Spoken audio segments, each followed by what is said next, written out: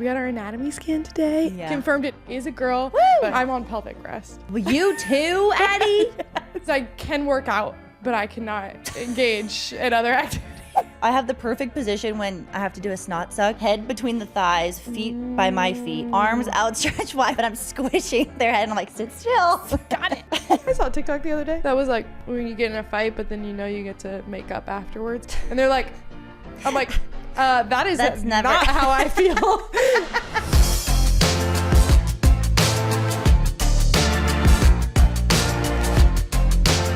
Welcome back to Always Here. I'm your host, Abby Howard, and Addy Biswell. hey, welcome, Taking Addy. over today. We're putting Addy in the hot seat today. I know, it's kind of weird being in the hot seat. I feel really safe over in my corner. Out here, I'm like, What do I do? what do I do? Do I look at the camera? Do I look at you? Both. I would do Actually, all of don't the break above. the fourth wall unless you want to make a Really really strong point. point. I'll look at the camera, but I'll look at you when we talk. Yeah. It's not your first rodeo. It's not, but why No. does it feel like it's my first? I feel like I'm part of the hosting category, but you're hosting. I'm your guest today. No. Going You're together. taking over Abby. She's, at the time of recording this, still very much pregnant. pregnant. Yeah, she's still very much a child. But at the time of posting this, She'll that have would be the baby. impossible. So the baby Yes. is here. So Baby's here, hopefully. but not quite Yeah, yet. I mean, he is. We're not- excited. yeah. Can't wait. So excited. I feel like he's making us aunts are like, we're getting antsy. We're getting antsy. Yeah. I was nervous because I just got back from vacation and I was like, please don't have the baby. But like, obviously, if it came, it is what it is. So I'm back. I'm ready. I'm ready to be an aunt again. I really thought there was no way that was going to happen. Me too. I thought the baby was gonna come before I even left. 2 weeks ago. Yeah. I know. Nope. She's still pregnant. We're helping her chugging along. Yeah. Well, Getting we'll there. all be there then. Yeah, The day we'll he's all born. be a potty at the Yeah, it'll hospital. be so fun. Yes. So Addie's taking over, filling in for Abby for maternity leave. And we got a fun episode today. We're going to talk all over the place, but I feel like we like to share the hope and the hard with heart and humor. Yes. Did you prepare a hope and a hard? I do have a hope and a hard. Okay. You want me to go first or you want Yeah, to you go go first? first. Well, first, my hope was I just got back from vacation. Vacation was really good. It was fun. We can debrief that a little bit too. But my real hope is we had our anatomy scan today and Yeah. that was really fun. Confirmed it is a girl. Woo! Now I feel comfortable like posting and sharing about it. I was Yeah. waiting until the anatomy scan to Yeah. like, if you're here, you know that it's a girl, but everyone else doesn't really know yet. And so I was like, now I can confirm, post, it's a girl, which was exciting. My hard is I'm on pelvic rest. You too, Addy? Yes. Why? I'm on partial pelvic rest. What does that mean? It means I can work out, but I cannot engage in other activities. For So specific. 8 weeks. That's so crazy. That's so specific. I know. Is Blake like, wow, you get to work out, but like, Blake was there. You want to know what Blake said? yeah, I do. Does he want the world to know what he said? I think it's fine. Okay. He said, I think it was just a power move by the doctor to be able to look at me and tell me that I can't have sex for 8 weeks. You're like looking at him. You like, can work "None out, of that." None of that. No funny business. Yeah. So why? yeah. So same situation as Abby, where the placenta is too close to the cervix, so it needs to be 2 centimeters away, and I'm 3 millimeters away. So, sorry, someone commented that I don't have number sense, and I've never heard of more Millimeters are accurate. smaller. Okay. So how many millimeters are in a centimeter, Hannah? So yours is really 10? close. Really close. Oh, okay. Some people's like cross over the cervix, so it could be that, but it's not. That's good. She's saying 10 millimeters are in a centimeter, so it Okay. needs to be 2 centimeters. I'm 3 millimeters. Wow. away. Okay. So we got a little bit to go, but she seemed very confident that as the baby grows, the placenta will move back. But we're not checking again until our 28-week appointment, so we've got 8 weeks to go. Which I wonder if we could ask at the 24-week if they could check. Yeah. Abby's But- was 6 weeks, wasn't it? Yes, she also got more scans, so That's they could true. check it More at her often. next appointments versus I don't have another ultrasound scheduled until then. Does this put you on like a high risk?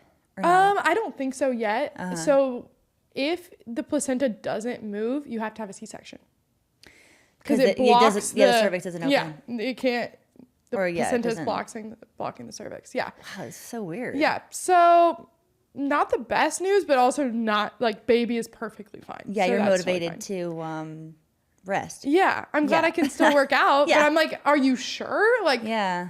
I won't if I don't need to. But she was like, yeah, you can work out. I was like, okay. I guess I'm so curious why Abby wasn't allowed to work out, but you are. What the difference I don't know. is. Abby said hers was like 1 millimeter, so it was closer. I wonder if she was even at a higher risk just because of her previous history. I'm not sure, but my doctor said I could work out. So. Okay, well, good.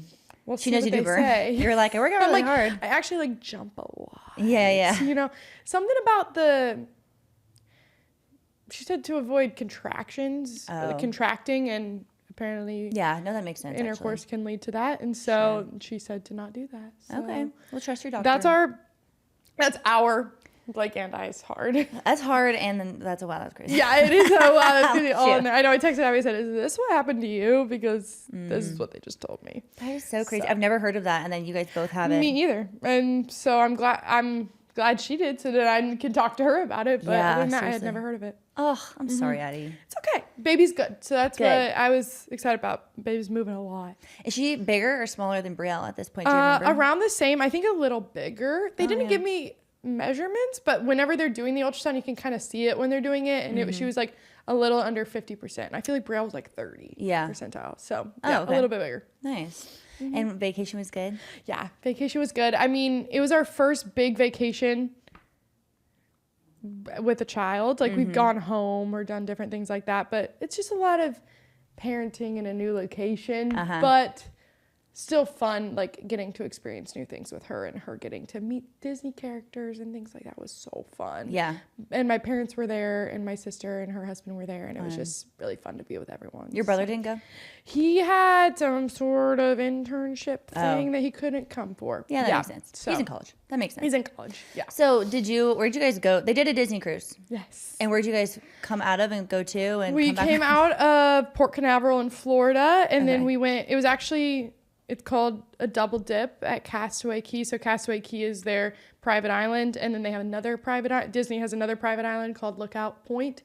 And so it went to Castaway Cay twice and then Lookout Point and had a day at sea. So it went nowhere other than their private islands. So 60% of the people on this cruise, it was repeat cruisers with Disney. And so it wasn't their first cruise. Because I would say a lot of people who go on Disney are going for the boat and for the Disney experience. And so they don't really care about the ports as much. And so going on this type of a cruise, you get to go onto the island, which also has characters and is all Disney themed. And so we liked doing that because we don't really care necessarily about going to the ports. When you've gone on a lot of cruises, it's kind of more about... Yeah, like it's all the same. Yeah, it's all the same. Yeah. Well, so it was really fun. And my parents were such big helps and we got to go to all the shows, and we had a connecting room with my parents, which was just the best. I wanted to do one of those cute videos, where you like drop your kid off in front of their like door, like at a hotel, like the grandparents' door. I just put Brielle in their room. Like they were just in there. And so we didn't have that. So we were able to, my dad goes to bed at like 9 p.m. And Brielle was going to bed at 9 p.m. So we put her down. You're like, we put her down. We leave the door open for the connecting rooms. And my dad was just sleeping and Brielle's sleeping. And so we got to really still have a fun cruise the experience. evenings. And then the very last day, my mom took Brielle all day. So we we just laid by the pool all day. And my gosh, fun. Went to her diaper dash race. Please insert a video here. What's a diaper dash race?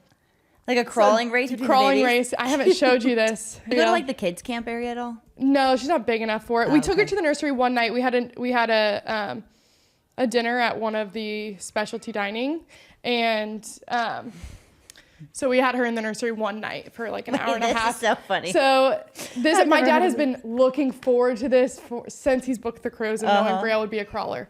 So. Since she's crawling, he was like looking forward to this. He was like, please don't walk yet. In her little Disney dress. None of them move.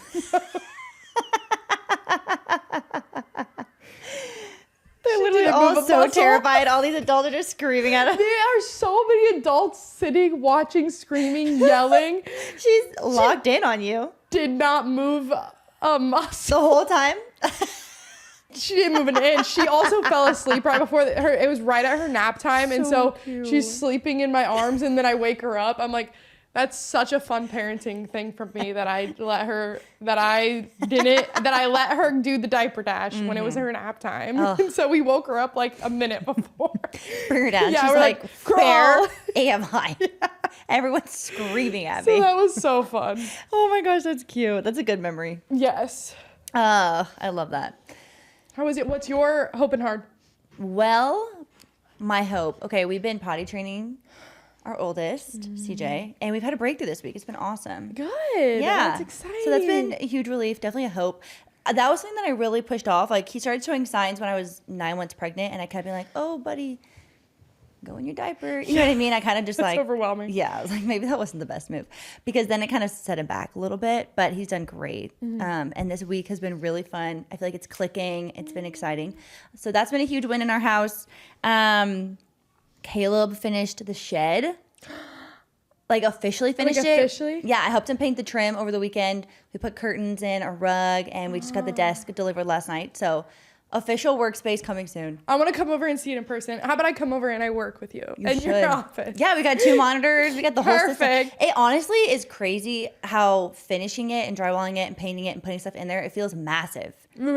I feel like spaces do that when you're like even this room, I was like, this didn't seem that big, and now that we have so much stuff in it, I'm like, it's huge. So yeah, I feel like that's been really fun, and Caleb's back. I was listening to our last week's episode on the way here because I wanted to see what I talked about, so I didn't repeat myself 50 times. But yeah, it's been awesome, and I'm really excited. My hard is that say it. I don't get angry very often, but there have been 2 things that have really set me off. And I'm going to tell you both of them. One is serious and one is like not so serious. Okay. I have another one if you don't bring it up. I have a different one. That is one of them. Okay. Yeah. Okay, good. And this was like a work related thing. So it wasn't with you guys. It wasn't family or personal. It was a fully like work related incident. I'm still reeling inside from it. And I don't experience anger like this very often. And so when I was talking to Caleb about it last night, and I'm like, I want to make sure that my anger isn't coming from a place of pride or entitlement or selfishness or greed or any of that. Like, I want this to strictly be anger from a place of justice and like was right. And I do feel like it is that, thankfully. But yeah, I feel like just working through feelings of anger is very like odd for me. So that's like a serious one. It's fine. It'll all be like, it's not a big deal. But yeah, I just don't get angry very often. So when it happens, I'm like, like last night it was 9 p.m. and I exercised my big dog privilege and I brought a knife with me and I just went out and took Lewis on a walk. I was like, I just need to get out of the house and just walk. With a knife? Well, I took a blade. Yeah, I was like walking around like, okay, retracting it, sticking it out, retracting it, sticking it out. It was late at night. It was dark. I'm like by myself, you know. Okay, I'll give that to you. Yeah, like our neighborhood's safe, but the streetlights out here aren't that bright. They're just not that bright in Phoenix. So I had my big dog and my knife, and I was like, Caleb, I just need to go. It was like big dog privilege, as in the fact that you own a big dog. I thought you were talking about personality. You're like, I'm a big dog. Thank you, Addy. Yes, both. So you grabbed a knife? No, that's literally my massive dog. Yeah, I was so confused. Literally my horse next to me wrapped around my waist. That makes more sense. That people are terrified of. Yes, because he's literally ginormous. And then a blade. Yes, gotcha. But also, I was feeling like a big dog. I was like, someone could try to mess with me right now. I'll be set off. Like it was, you know, you get that where you're just in tunnel vision. Your mind literally can't stop ruminating on the situation. It keeps me up at night sometimes. Yeah, I was ruminating all day yesterday. It was the morning, and then the whole day I was just like, just thinking about it. So yeah, if anyone can relate to that, that's why I'm sharing that. But the other one that set me off, this was like a funny one, and this could surprise me in my own sense. But yeah, I got really triggered by.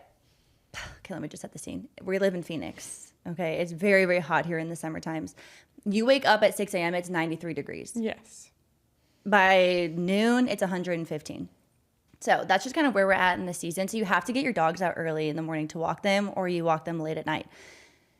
Lewis has had many hurt paws, so I'm very careful about this because poor guy, it is a nightmare in our house when he has a hurt paw because he has to wear a literal satellite dish cone around his neck that does not fit in our tiny house.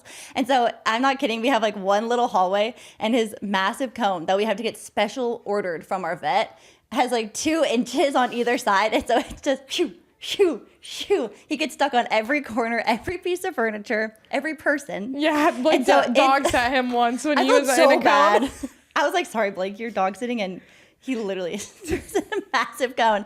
He has to wear his prong collar the whole time because it slides down and his long legs can still reach around it. It's just horrible for him. So we're very careful about his paws. And I take him on a walk at it was 8:30 in the morning, 95 degrees outside, very hot. But the sun was not up, okay? The ground wasn't hot. I go out, I put my hand on the concrete, I'm feeling it, I'm making sure it's not gonna burn his paws. I hold it there for a long time.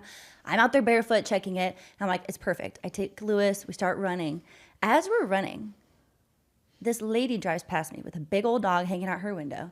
And all of a sudden, I hear, "Get some boots on that dog!" Yelling at me. She yelled that at me out her car window. It's so wild. And then I told Addy, I said, if that lady had turned around, I knew immediately what I was going to say. I was going to say, honey, are you new here? Because Lewis ain't. He ain't. His paws are good. Did you come up with that right away? No, like, immediately that's what I was going to say. Yes. Okay. Yes. And I was like, good thing she didn't turn around because I would have been in an altercation. Why are people yelling at people outside their car windows driving by? That Literally really, never. I thought about it all day. I was like, she yelled at me out my car window. And just kept driving by. And then just kept driving. That was exactly what she should have done. Like, Yeah. I'm like, sorry, I'm not a reckless parent of my dog. Sometimes I don't like him, but I'm not reckless. He's loved. Let me tell you when I got yelled at this week. I can from tell you someone's in my car? other someone got yelled at me on a plane this Addy. week. This is my wow, that's crazy actually. Of someone yelling at me. But On the plane. for your hard anger, I will Yeah, so one was kind of wrap that up and then I'll go on. Sorry. one was reactive, and then one was serious, but Well, the reason I asked is if it was reactive, like if you knew what you were gonna say, or if you had to think about it, is because I immediately that festered came to on me. what I was gonna say to this man if he turned around one more time. The whole rest of the plane ride, I was Okay. like, I know what I will say to you if you I wanna try and hear say it. something to me. So we're on this plane. We are coming back from vacation. Brielle is 11 months old, almost a 1-year-old. the hardest time to fly. 4-hour flight. We're in a window seat and a middle seat. That's what we got stuck with. Brielle's been really good. We mostly just let her watch Miss Rachel. Mm-hmm. We got little headphones for her. We let her just play on our lap. But she's tired. She gets tired. There's an old man sitting in front of me. I'm in the window seat, and so he's in the window seat in front of me. And he doesn't turn around. He just lifts his head up and goes, "Stop kicking my seat." Sir, I don't remember kicking your seat. My daughter did not kick your seat. Oh. If anyone's kicking your seat, it's me, because I'm trying to reposition. Oh, also, I'm 4 months pregnant, 5 months pregnant, 20 weeks. If you You're don't know, really short, like you're short. I'm not tall. You don't I'm have long legs that are just 5'4". like in the back I'm of just like someone's trying to reposition my feet while also there's a toddler sitting on me. And he told me to stop kicking his seat. That was the first time. Did you respond? Nope, didn't respond that time. I just looked at Blake. I was like, Sorry. what just happened? He just got yelled at. Okay, fine, whatever. Maybe he's having a bad day. Later on in the flight, Brielle's crying because she's tired. She's trying to fall asleep, trying to get comfy on me. I'm moving my feet a little bit. Okay, fair. I probably tapped his chair. But also, I was so worried about even just getting something out of the back of the seat. Yeah, 'cause then maybe you're that paranoid. was bothering him. Yeah, then you're paranoid. Hey, you need to stop kicking my seat. Blake. What did he do? He stood He up goes, for his girl. "Hey, man, we've got a baby back here." And he goes, "That's fine. Just don't kick my seat." Blake didn't hear that, apparently. Addy. So he said that, and then that was where I was just festering. I was like, what am I going to say? Were you sweating? Yeah. Did you say I'm sorry? No. I said nothing to him. I said no words. No words to him. Nothing came out of my mouth. If he had anything else to say, so we had like an hour and a half left of the flight. I was very careful. Yeah. Not to touch his seat, not to let Brielle touch his seat, nothing. And this is an old man, like 70. Yeah. I was like, whenever we're getting off this plane, if he looks at us or tries to say anything, I will interrupt and I will be like, unless you're apologizing, do not say anything to me. Wow, he was that like rude about it. Yeah. Yeah. And then he didn't say anything. My other response was going to be, hey, hey, I have a 1-year-old. I'm also 4 months pregnant.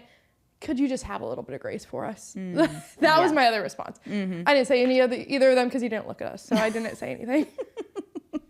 I told Blake later on about the guy that he said, that's fine, just don't kick my seat. And Blake was like, oh, if I heard that. I'm like, what would you have done? Because you weren't. Like, it was very... No, it was very minimal. And she's literally crying while he's yelling at us. I'm like, we're just trying to be a good to everyone else on the plane and get her to stop crying and sleep and stuff. So people have kicked my seat a million times. I've never turned around and said anything. I know. Maybe that's just me. I understand one time saying I've been the person that like kind of turns around and looks. That's fine. Like, if it's consistent. If it's consistent. I only do it one time. And then after that, I've said it. And if they keep doing it, it's not my Yeah, and I'm like, there's a difference between it being like a little kid that is like actively pushing the seat. Yeah. That there's a parent that can say something to them to stop versus it's an adult that's accidentally touching your seat when she's trying to do something else. It's like you were sitting there kicking his seat and being rude. And it was, and so I was like, oh my gosh, that was just such a crazy moment.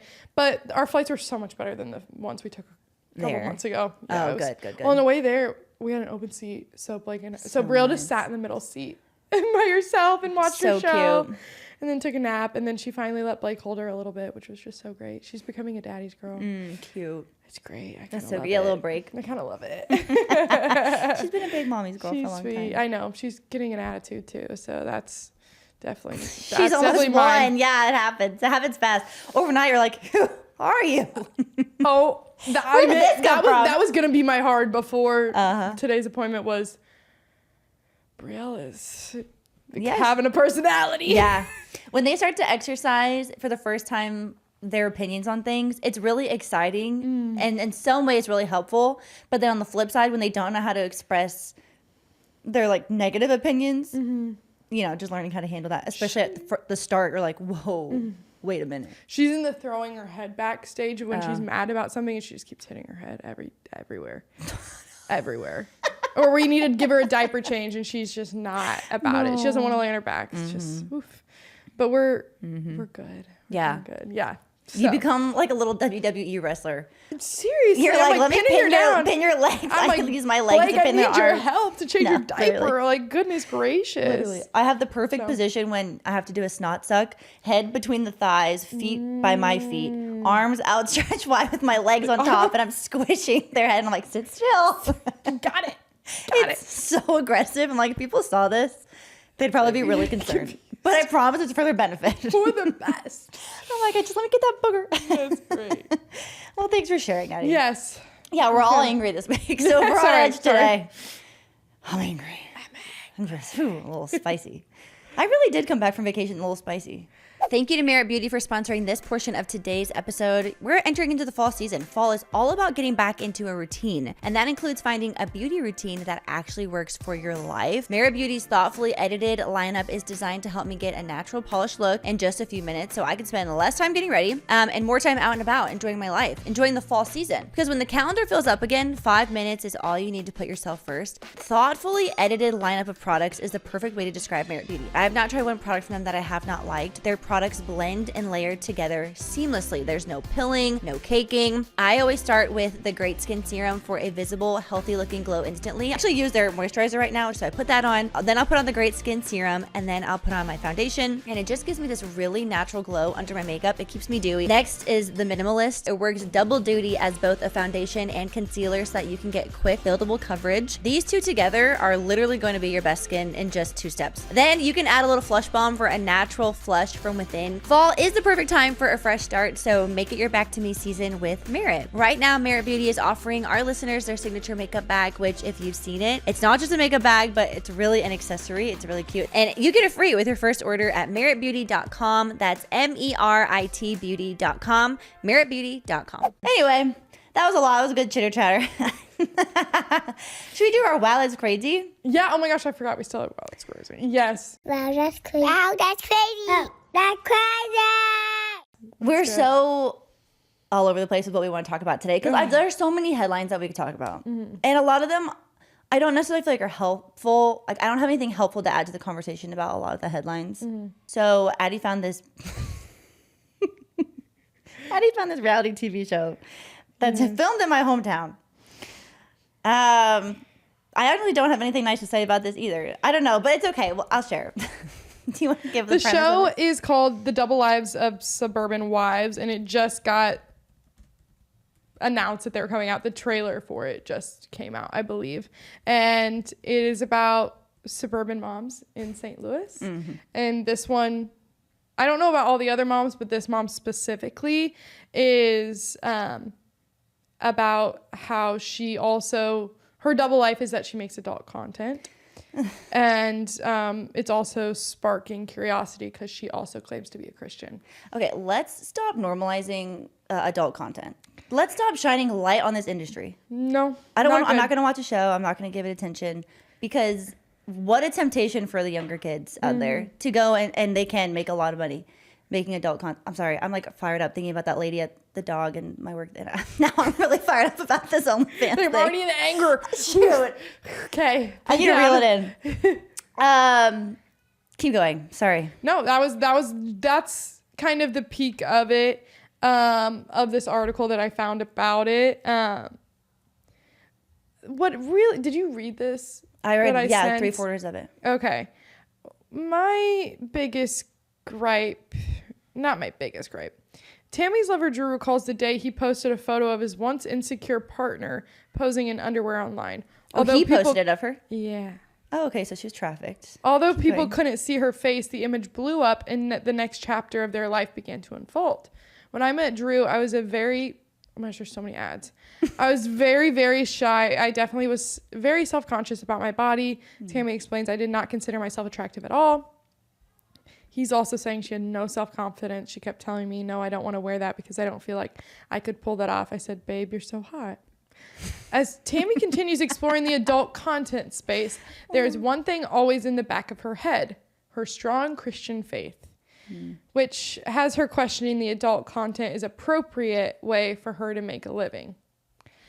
This is a quote. I thought maybe I can make money by doing this, but that has been a huge struggle because of my faith. Being a Christian and being in the adult content world, it's just as it sounds. It is very clashing. I do struggle with that.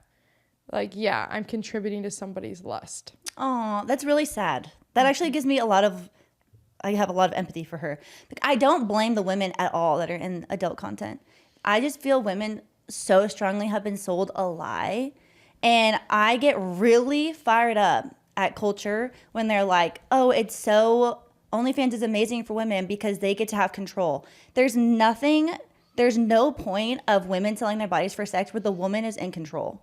There's no point of the process of where that is the case. That's such a lie. Yeah, I think I go back to, honestly, when it clicked for me of that is, you always joke about, you're like, you could sell your feet pics. And you're like, yeah, sure, whatever. Like, would I ever do that? And you're like, but what are they using those photos for? What are they using that content for? Oh, I don't want to be a part of that. I don't want to be contributing to that. I'm actually not in control of what they're doing with my body. Right. That's actually not true. Yeah. Maybe they get to control the price and maybe parts of what they share, but it's such a slippery slope and people love to talk with patriarchy, but that's it. Like, it's not empowering women. It's not. It's hurting women. Yeah. And if we want to lift women up, then we need to call them to a higher standard of that and support them in that. That's just, it's not freeing, or it's just, there's nothing good that comes from that. Yeah, I feel like this is going to, because what it looked like is that this show surrounds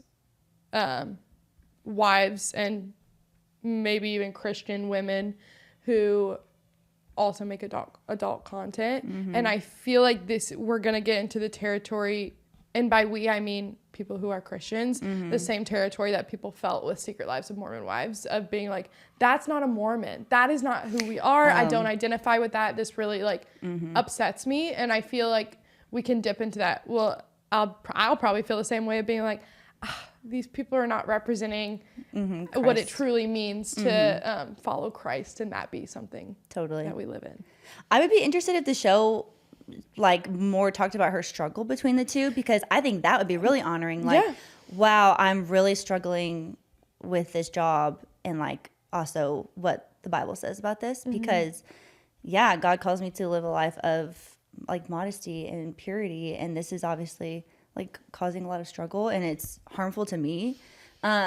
So I think that actually be very interesting to see how she like would process that, but not interested enough for me to watch it. No, I and as a reality TV stan, I will not be watching it. I don't. Yeah, just principle of it. Just for the principle of it. I mean, I could see if like clips are popping up. I want to be in the know of like how are things being represented. It's also going to go into the conversation that's been, I mean, throughout the Christian world forever about modesty and what that means for people and how that relates to things. So I'm curious to see that conversation be brought back up again. Totally. You know? I feel like specifically when it comes to sex work, I always feel like the woman is manipulated. And even in that article, reading that, it's like, oh, her boyfriend posted something, encouraged her to get into it and was saying all this. And it's like, well, we just have to be so picky women about the people that we surround ourselves with. You are an average of your 5 closest friends. The people that are around you are going to influence your life so greatly. And if they're encouraging you to do things that are extremely uncomfortable, extremely unsafe, or manipulating you to try to do something like this, gosh, like, yeah, she said she was insecure. Like, he keeps saying she was so insecure. She was so insecure. Like, yeah, it's like she doesn't want validation from men. She wanted validation from you. Yeah. Ooh, I feel like that. I feel like that also is pulls into the fact of like how we speak about ourselves and our others or significant others. I'm like, I always say Blake is so shy. I'm like, I wonder if he doesn't like that. Like, he is actually not that shy. Yeah. When you get to know him, he just is an introvert and he's not going to talk in a big public setting. I'm like, he probably doesn't like that I call him shy, or like how we speak about other people to them and to other people. Totally. Oh, I have so many thoughts about like the adult content. Maybe we'll make that another Wow, That's Crazy, and I'll have more formed opinions that I can share, or maybe we'll make a segment one day. But I don't think many people, and then maybe. I don't think many people in our audience probably disagree with me, but yeah, it probably is not that hard. If you do, it's okay. You could disagree with me, but no, I'm not changing my mind on that. No. I think that was a Wow, That's Crazy that I saw this morning. Is so crazy. Honestly, like, really interesting show concept. Yeah. I'm like, that's a really, like, if you're into that, that's a really good show concept. Yeah, it says TLC's new reality show highlighting the complexities of their marriages, lives as parents, and suburban lifestyles while making a mark in the adult content world. Oh, I just feel for women so bad because I know the pull is so strong. Like you can make a lot of money. Yes. Yeah. And also, if you are seeking validation, you're going to get a lot of validation. Yeah. And I just think it's so glamorized, and then girls get into it, and they have no idea what they've just started until you're probably past it. And at first, anytime you're getting into something like that, I'm sure it's exciting. You feel good about yourself. You're getting a lot of compliments. You're feeling like this inflated viewpoint or sense of self from this. But then as you get in, all that starts to decrease. And then it almost feels like maybe like a drug where you're just trying to get that hit again. So you're doing more and more and more and crazier things. And it's such a slippery slope. Like the PRN industry is such a slippery slope. And it's just so easy to get darker and deeper and do things that you just never thought you would ever do because that's just the nature of it. Yeah. Yeah, for that validation and lifestyle. Well, and it's just really hard to have boundaries in something that's already outside of what's like morally good. Yeah. You know? Yeah. That's really difficult. It's just slippery. So I always feel sad for women and I like find out about that because I'm like, dang, I just feel like you were lied to. Yeah. I'm curious to see how the show goes, how the public opinion goes and sways. Because I feel like the content, not that necessarily that I consume, but the areas that I'm in, I have a lot of like Christian stuff and then I have a lot of secular things as well. So I'm curious to see if I see different opinions and different mesh of how that all works out within the world of social media. I know. It's good for us. It's good for me to hear all the opinions and then I'm like, no, mine's glad right. I don't agree. And Christian's supposed to be humble and I'm like, no, I'm right. I don't know about that one. Okay, that's great. Well, Addy, we thought maybe we were going to need to like ease into our segment. So we have a funny game. Okay. This is actually Caleb's idea. This is a great idea. Cute. This is a blind rankings. Have you seen these? Yeah. Blake and I have done fast food ones. Okay, we're going to do a reality TV one. Blind? Yes, blind. Okay. It's 10, 1 through 10. Okay, Addy. Number 1, where would you place 1 through 10 Big Brother? This is hard. I'm watching Big Brother right now. Okay. I don't know what all of them are going to be. I've actually only ever watched one full season of Big Brother. Okay. So let's go, but I like it. Let's go 7, just because I haven't watched it as much as I'd like to. But I'm currently up to date with the current season. Okay. So 7. Where would you rank Love is Blind? I don't really watch that one as much as I should. Let's do 8 for that because it doesn't pull me in as much. But After the Pods is interesting. Oh, it's really popular, but it's not one I consume. Love is Blind. Oh, why was I thinking Love on the Spectrum? So when you said pods, you're I was like, really you're confused. like 8. What? Okay. Secret Lives of Mormon Wives. I want to know what all the other ones are. Okay, Secret Lives of Mormon Wives is good. It is good reality TV. Let's do... I'm pre-thinking what the other ones are going to be. Okay. So I'm like, what have we got? Okay, let's do 3. 3. Okay. That's good.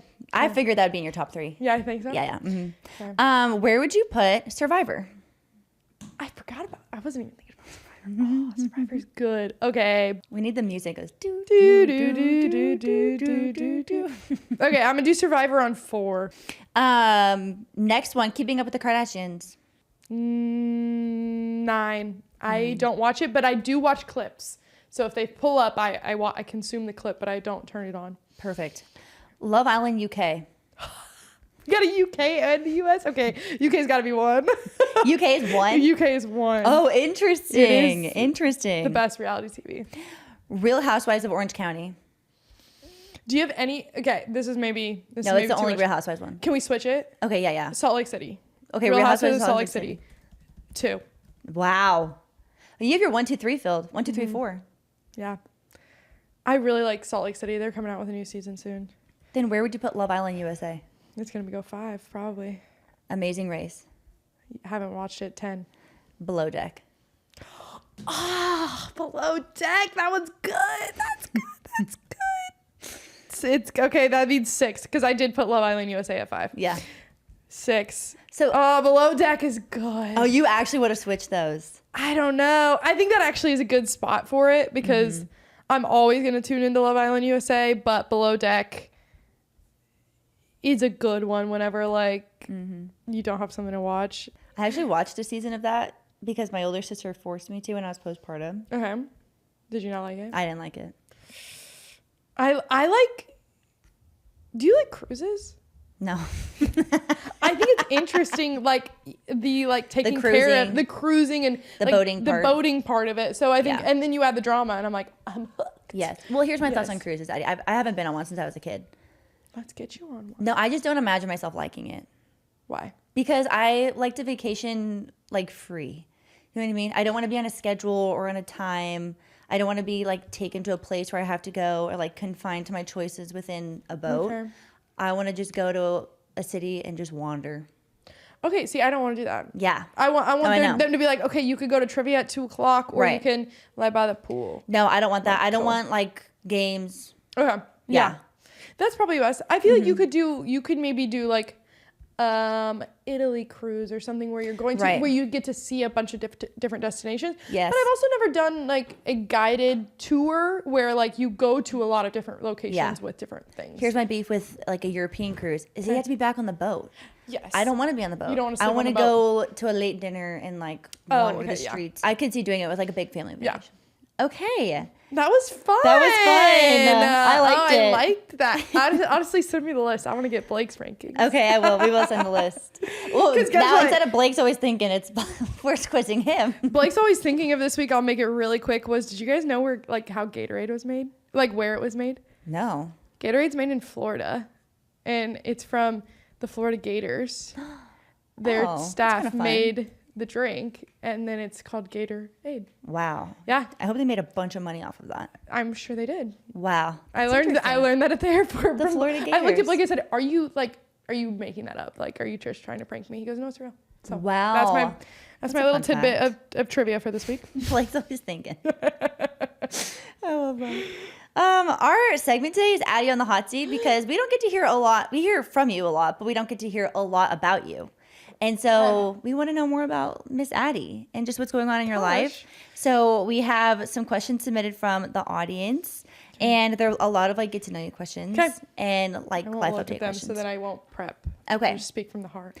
Thank you to Hungry Root for sponsoring this portion of today's episode. You guys, this is very exciting. We created a cookbook with Hungry Root. Our cookbook is a personal collection of our favorite recipes and grocery items. Hungry Root's meals are unbelievably good. Hungry Root built a delivery service that brings together meal kit convenience with grocery store variety to deliver everything from daily staples to nourishing dinners that are personalized to be exactly what you want to eat. We cannot stop talking about our Wagyu beef. All the meat in our meals was so high quality. The veggies are pre-cooked. The meals are simple. They are convenient. I want more Hungry Root meals. I want them every week. They are delicious. These are some of the recipes that are mentioned in our cookbook. I picked the bison and veggie skillet, Asiago chicken sandwich and za'atar cucumber salad, chicken strip Caesar salad wrap. I mean, the variety on their website is really good, from hearty meat dishes to maybe some more international cuisines that you want to try or that are some staples in your home. Go and check out and explore our digital cookbook on Hungry Root today and find recipes that are right for you. Go to hungryroot.com/alwayshere to access our cookbook. Always Hungry with the Abby Howards.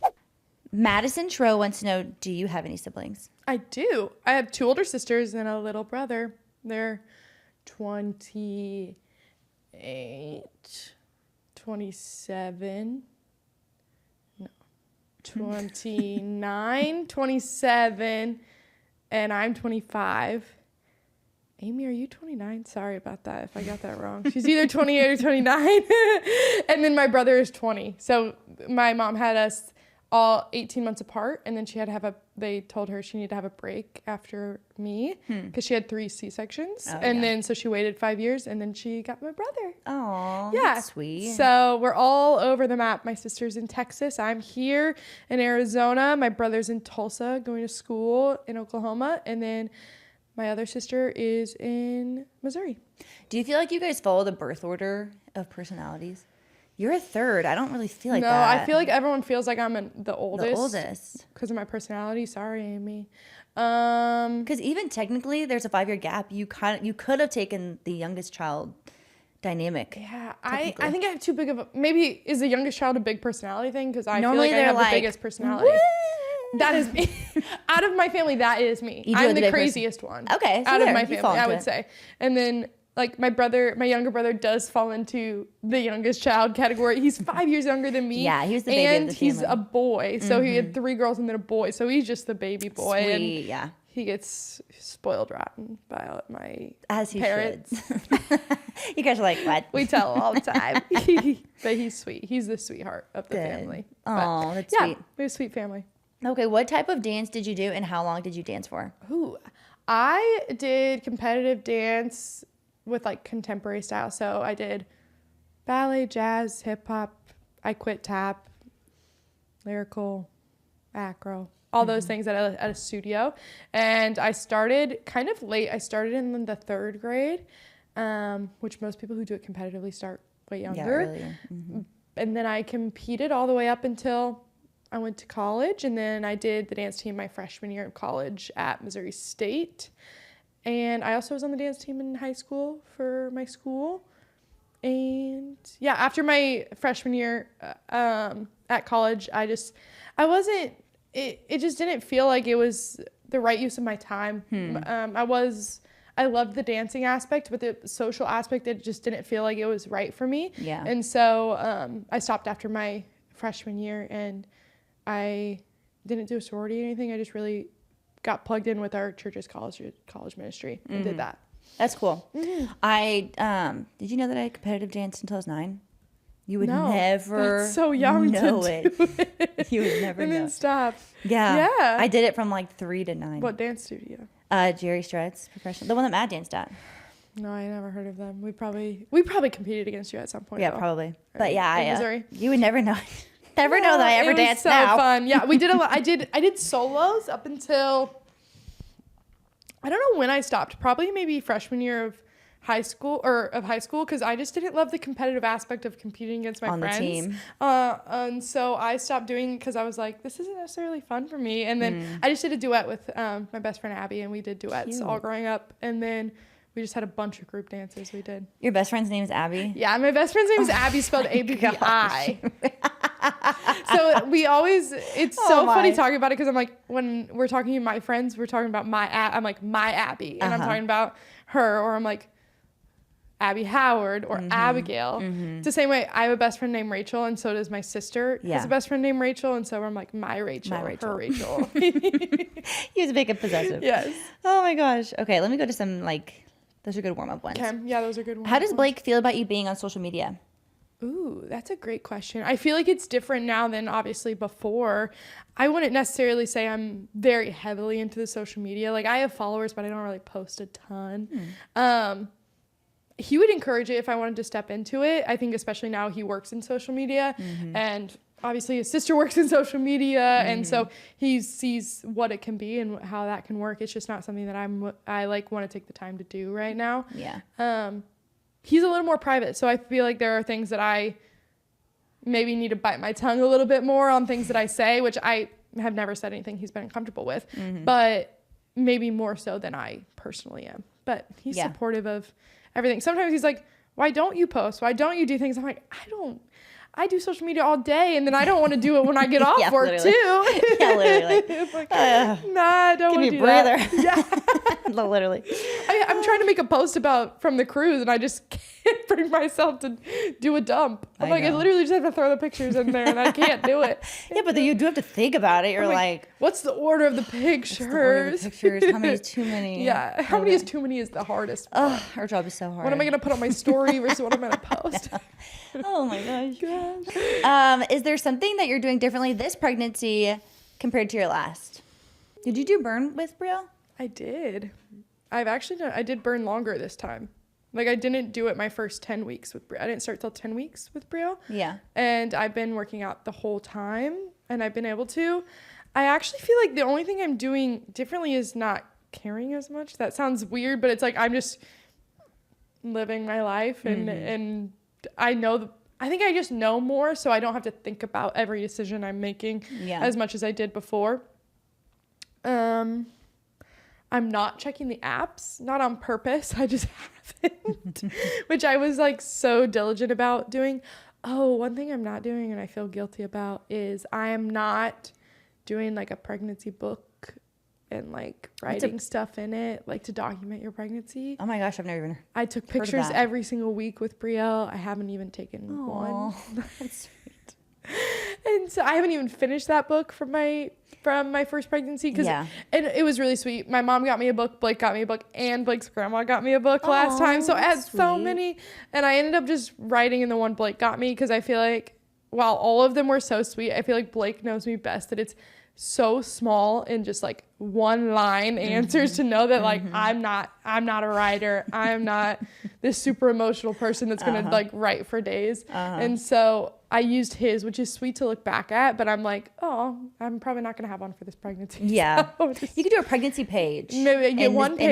In the baby book. I have a really amazing baby book for CJ that I like kept up with every month. I don't even have a book for Vivian. I know. I haven't taken any bump pictures. I haven't done anything this time around. Yeah. I didn't do anything with my pregnancy with CJ, and then with Vivian, I took a Polaroid picture every month, and now I have this stack of Polaroid pictures. I'm like, what in the world do I do with these Polaroid pictures of my stomach? 40. I took one every single week. Why did I do that? I mean, it's cool, but yeah, what do we do with them? I'm like, but I hang it in my bathroom. Bathroom, like, look what you did. My book had a spot for all of them, so it was like I had them in my book, but I'm like, here's the thing is half of the book has them taped in, and then there's just 20 more hanging out that I haven't put in yet that just are shoved in the book, and I close it. I have opened it up a couple times to be like, did I feel kicks yet? What did I not like eating? When did I start getting these things? And so I did look in there to be like, to see if things were kind of similar. I just had a memory unlocked. Do you remember when you were a kid and you'd make those books with all the pages and you would draw like a piece of the picture on each next page, and then as you would flip it, it would do like a cartwhile. Or I like never did one of those, but I've seen them. Okay, you could do that with your belly pictures. And it's like as you flick through, your belly gets bigger. That'd be kind of fun. That is kind of fun. Wow, that just unlocked that. You're like, I never new craft. I don't know that I could draw one of those. Yeah, no, don't draw it. Just print it. Yeah. What was your first thought when you found out you were pregnant with baby number 2? Oh, that's a good question. I was like, yay. And then I was like, oh, shoot. Oh, shoot. I was like, oh, yeah. Wait. Oh. Was it more the baby aspect, like having another baby, or more another pregnancy aspect? That felt more another overwhelming? pregnancy. Yeah, Definitely, totally. for sure, another pregnancy. 100%. I wanted a baby so bad. Like, I don't know what happened to me. But I had this deep hunger that I was like, my womb is empty. I need a baby. I need it. So then I got pregnant. I was like, yes. And you can see it in my video. I haven't posted anywhere. I was like, oh. Oh. Here we go again. Let's go, baby. And it was definitely about just being pregnant again. Yeah. I haven't had a horrible pregnancy. I feel like people have had way, way worse than me, but I do get morning sickness pretty bad. And when you just have a baby, I was like, oh, I'm going to have morning sickness and having to take care of Brielle. That's like, I was like, oh gosh. That weighed on you. Is crazy. And I feel like as Brielle's gotten older, I'm like, okay, this will be fun. Like, she's going to be a little bit older when the baby comes. So I've also been like, oh, okay, now Brielle has an attitude. It's just going to get more. I feel like I'm going to be parenting and then like caring for an infant. Yeah. Like, and so I'm like going to be learning a lot. Yeah. I'm like, I feel like I know what to do with the baby, and then I'm just going to be learning what to do with Brielle. Yeah, but you won't be alone. No, for sure. And I have so many people to talk to and do that. But I think that was my first reaction. Blake's first reaction was he didn't believe me. He asked me whose pregnancy test that was. He said, is that yours? I'm like, yes. I'm like, what, did you think it was like an old one? No, that's mine. Yeah. And so I think he was definitely more freaked out than I was. And so I feel like there's always the emotions with that when like one person's a little more freaked out than you are. I'm like, no, you need to be excited. Don't you dare be nervous at all. And so, yeah. It's good that we don't all experience the same emotions at the same time. Yeah. No, that's true. We process in different ways. That is true. Can you imagine if you're both freaked out at the same time? It happens to people, I'm sure. But I was glad that I was excited. And do you feel like this pregnancy has felt harder? Or like, how would you feel? I think it's been a lot harder. And I don't know if it's because I'm like taking care of a toddler too. Yeah. Or just that I was sick longer this time. And it was more at night, which was just like so annoying. Because I'm like, that's like Blake and I's time once Brielle goes to bed. And I'm just like, so I guess I need to go to bed too. Because I feel nauseous right now. Yeah. And so that was really hard on like me and our relationship and just like not getting a lot of one-on-one time together. For sure. It's been a lot more mentally hard, I would say, than like physically hard. I'm getting to the point now where I'm like, we were working out together yesterday. I'm like, I feel pregnant. Okay, you're halfway there. You're pregnant. I was like doing lunges and I was like, I can't lunge the same way that I used to. Which reminds me because I feel like I was maybe even 38 weeks pregnant, and I was at Burn last time and I was doing lunges and I started crying because I was like, I can't move my body. I was just like, I'd lost the mental game. Yeah. I can't do that. But I think this pregnancy has been a lot harder mentally than my previous pregnancy with Brielle. And I feel like that has kind of passed now. Now that I'm feeling like movements, it's a lot better. You which is are? good. Oh yeah, Yay. she's moving and grooving. Wait, what week did you start feeling them? I think I started feeling them at like 17. I think it was 17, which was ironic because at 16 weeks I had my checkup and they had a hard time finding her heartbeat, which was scary. You didn't tell me about that. Oh yeah, they had a hard time. The nurse did it and she found it, but I just like didn't feel right about it. Like it didn't sound right to me. It just sounded so loud. It just sounded different than when I've heard the baby's heartbeat before. I don't know why. But it was 150 beats per minute, so that was good. But I was like, I don't know. And then when she left and we were waiting for the doctor, I asked Blake, I said, I'm like, is it weird for me to ask the doctor to check again? Like, I feel crazy for having her do that, but it just didn't feel right to me. Yeah. And so then the doctor came in And I asked her to do it, and she did. And she was like, I'd be worried if it was your heartbeat at 150, but like she was confident that it was the baby. But even when she was doing it, she would like catch it for a second, and then she would lose it again. Oh. And so she was just like, either the baby's moving a lot, or she thought I had an anterior placenta, maybe, because she could hear the placenta and the heartbeat through the placenta, so she knew everything was fine.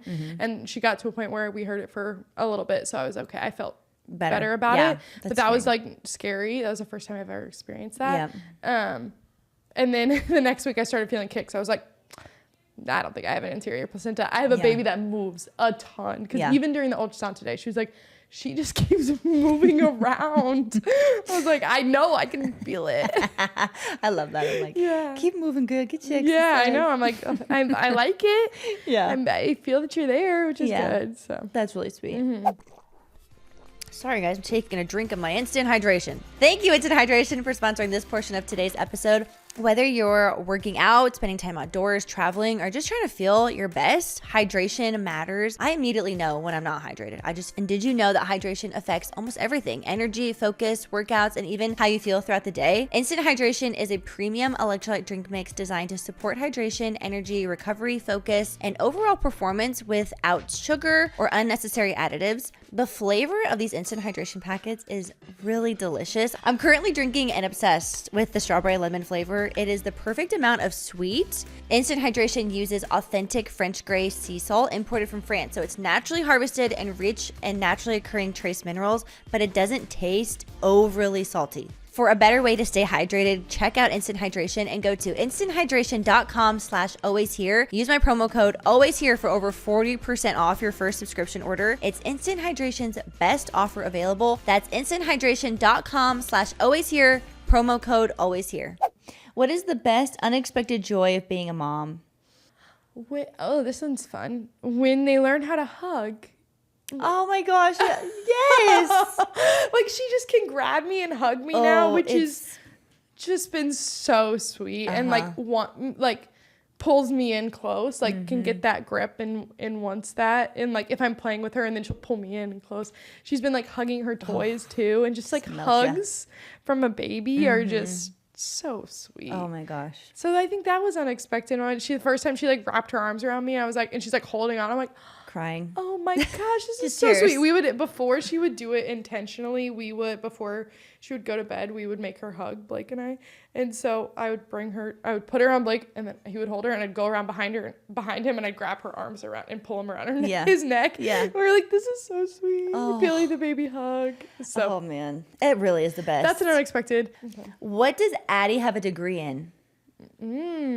Addy has her master's. I do. I have an undergraduate in human resource management and a graduate degree in business administration and a certificate in human resources. So HR, business admin. Before coming and working for Matt and Abby, I worked as a recruiter for an online mortgage company, and my goal was to like work my way through there, end up being a business partner, which within their company just meant you are the person for the people.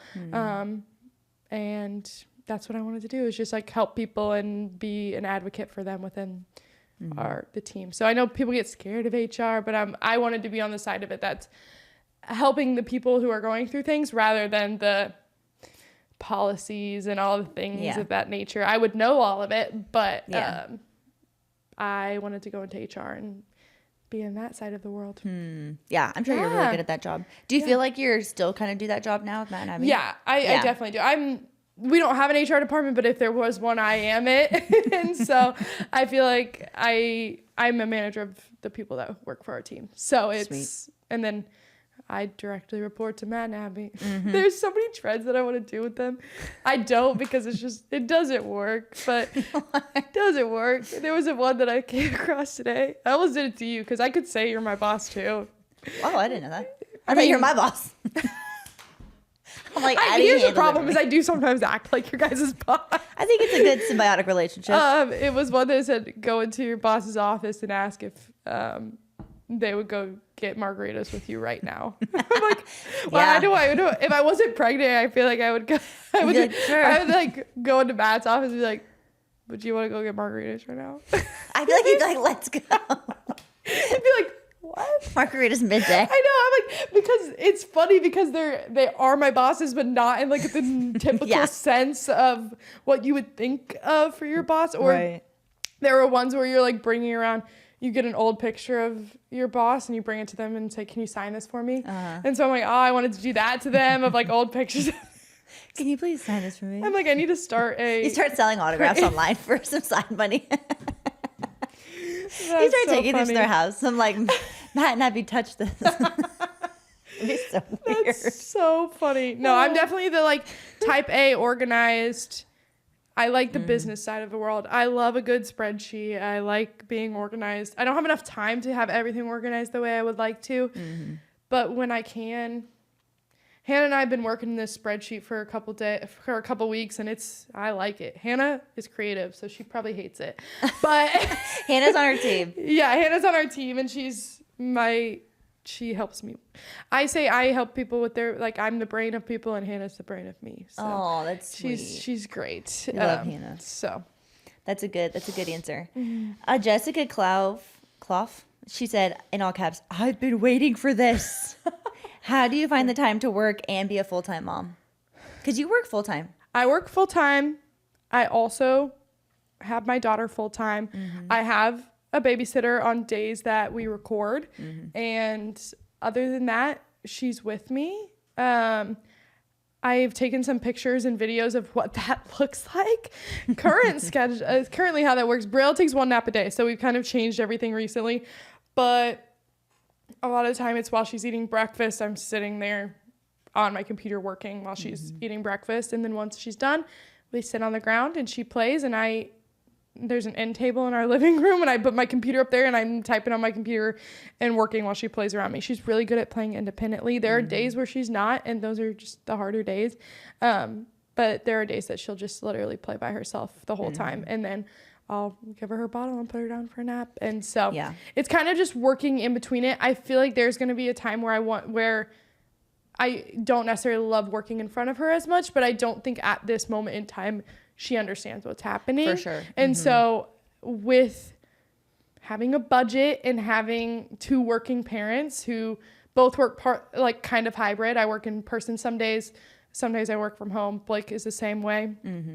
We just try and find a routine that works. We have a sitter that's watched Brielle since she was like 3 months old. And so she comes over on the days we record and watches Brielle, and comes over if there's any other time that I need to just work in person, or there are days that I know that I'm going to need to work a lot. And so I'll get a sitter. But right now that's what I do. My mom also is here like every other month for a month at a time. And so when she's in town, she watches Brielle. She's also working full time. So my mom is just amazing, like seriously. And so she'll come over and we'll kind of tag team working at the same time and watching Brielle at the same time. She's watching Brielle right now. Shout out Shauna. We love her. And so my mom is also going to be retiring soon, and so that she can be a full-time grandma, which is just so sweet. And so I don't take that for granted at all. She knows my biggest fear is for her to ever feel like a babysitter, and so we want to make sure she stays in the grandma position. So we kind of do what works, but she loves it so much. So just having a support system around us. Also, I work for my family. They know if things come up. There's been a time where I had a sitter who got the time wrong. My mother-in-law also works here and watches the kids. So if there's ever something that comes up, she is also more than willing to watch Brielle. I just don't want to ever take advantage of she's helping them right now. So I also want to be able to not have to overload her that way. And we got 2 more babies coming. I mean, baby is coming, and then my baby's coming. Like, I wanted to say his name. Both your babies, I'm like, I almost say the names all the time. We know the names of both the babies. And so I feel like that will just change everything. But hopefully by then, my mom will either be close to being done or done with work at that point. So it will be great. I feel like you guys all do a really good job of navigating those. Well, I also just feel like your parents, I mean, my parents and Caleb's parents too, they're also willing to like hang out. They don't see it as babysitting most of the time. Exactly. You know, and it's such a blessing that they like want to hang out with It's their such grandkids. such a blessing. It's Yeah. seriously, I know it's so hard for a lot of people. And I mean, even those months that like, or the month that my mom's in town is always so hopeful for us financially too, with like her being willing to watch her and not needing us to pay her doing those things. It's like, Right. I feel bad for my babysitter because she likes her hours. Totally. But yeah, I'll post a video sometime, or I can insert it here of literally me sitting just to be like, this is how it is. Yeah. Like there are also some days where I have meetings during the hours that Braille's awake and she's being fussy. I will put on a show for her while I take my meeting, and she'll sit and watch it. And I don't feel bad about it. I'm doing what I need to do. And so Well, it's also be not. able to do that. Yeah, one show. It's not. yeah, she loves Sophia. It's not like first. the TV's on for 8 hours. While you're Yes, working. exactly. That's you know what I mean? It's like you're fine. I like this question a lot. Was your first date awkward? Do you remember your first date? Yeah. I don't really know if I remember my first I feel date. like my first date with my husband, or just in general. Just like your first date ever, and then let's do your first date with Blake too. I don't actually know if I my remember my first first date date. ever. Because I feel like in high school, you would just go to the person's house. Yeah, or hang out in a group. Like I don't really ever remember going on a first date to like a restaurant. Probably went and got ice cream with whatever boy this was. Oh my gosh, I'm sick that I can't remember what it was. What was my first date? I'm even trying to think about like the boyfriends I've had other than Blake. I have a list. What were my first dates? You don't keep a running list? of the first dates I went on with them? I have a list of kissed on my phone. Caleb was like, why don't you delete could that? I'm have like, I never that. want to forget. I could have that. That but would I be so don't remember. embarrassing. I'm trying to think about my first dates with my boyfriends. Yeah. I don't know. That all runs together. Okay, what first date with Blake? Go. So I'm going to say this is our first date because I don't really remember our actual first date after this. But we went and got dinner at Garce, which was the dining hall at our college. Oh, that's sweet. So here's the thing is he was supposed to meet me for lunch. He was late. I had dance team practice. So if he wasn't there by a certain time, I had probably like 25 minutes to eat. That was it. Oh, it was like, And he not a he date, was Addy. late. That's like a drive-by. Hey, what are we talking about? Well, it turned into a date. This was just eating lunch. 25 minutes. Yeah, Okay. it was just it turned into a date. But Hey, 25 minutes. You want to check? he was like 20 minutes late to my 25-minute lunch. Yeah. So I left. Yeah, of course. I had yeah, dance you only had practice. 5 minutes. I had practice. So I left I bet that was kind of a bummer. for him. But did you feel bummed? Like, he's not showing up? Like, Yeah, and Kept you on here's the your thing toes a about little him bit? is that nothing's changed. He's still late. I couldn't even judge him. No, and so he didn't know, but still, like if you're saying you're gonna meet someone for lunch, don't be 20 minutes late. Yeah, on the first date as well. So It worked out for After him. that, we planned to get dinner together. So then we went to the dining hall. There, we sat, we ate. I have no idea what we talked about because I just know we shut the dining hall down. They closed. Oh my So then we gosh. moved outside and we sat outside at a table outside of the dining hall. And so we talked for like 4 hours. I think part of that also was he couldn't go back to his dorm room yet. Oh, Because there's some funny business happening. Yeah, there was some business happening Cute. there.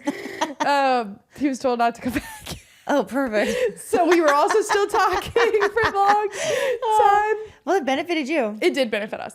So that was like our first time alone together for a long period of time. Yeah. I feel like that was your first date. And it Yeah. didn't sound awkward. Yeah, no, I don't remember it being Yeah. awkward. That's awesome. What was your first date with Caleb? I don't. I still want to remember my first dates with other guys. I'm trying to think.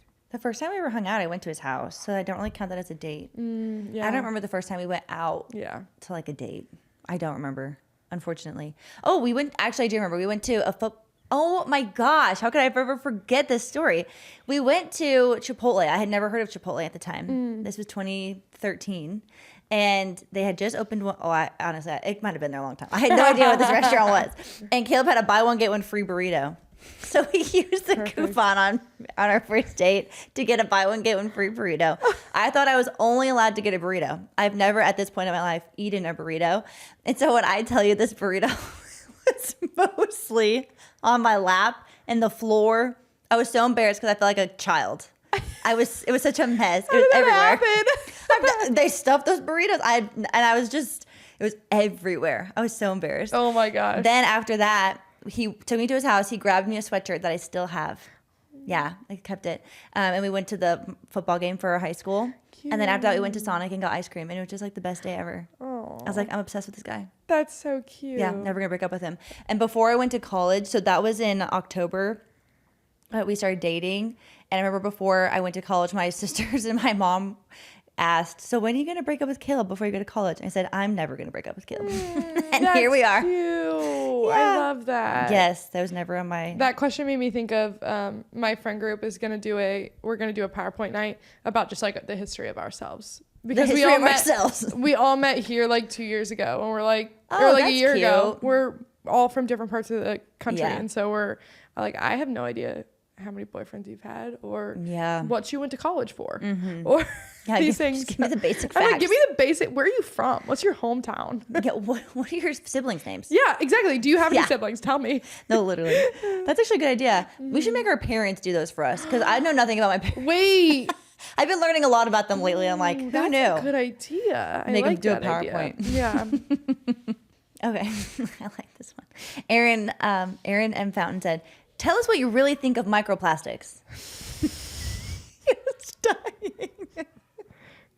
Thanks, Hannah. Come on, Hannah Addy. picked these out. Call us out on our BS. I just think Me and Abby are bought in on this. we live in a world where we all just want to be scared of something. That's actually valid. And I don't know.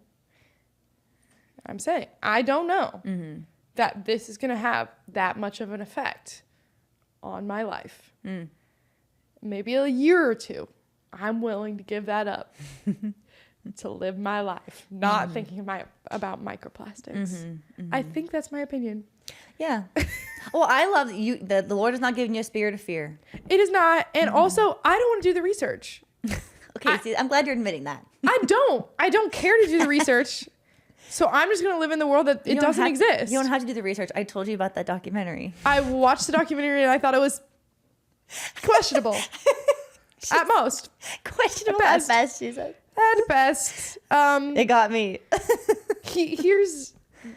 Ooh, this could go into my... You're kind of chic. In my kind of chic thing also. Is that like...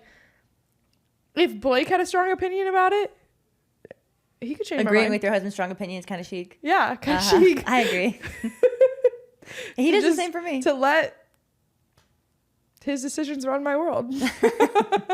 You love his brain. I love his brain. Yeah, I'm like, And I don't really care. I'm like, I love his so brain. when Blake and I both align that we're like, I don't think it's that important. There are things we use glass Tupperware. Is that new? Newer. Proud And of you. we use it to microwave things now. That's smart. Yeah, I stopped steaming my frozen vegetables in the bag. I stopped microwaving those in the plastic.